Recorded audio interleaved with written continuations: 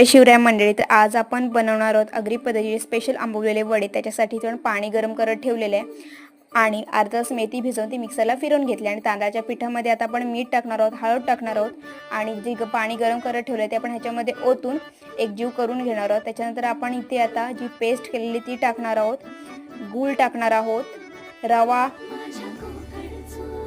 बेसन पीठ, गव्हाचं पीठ टाकून आपल्याला हे पीठ मळून घ्यायचं आहे पाण्यासोबत.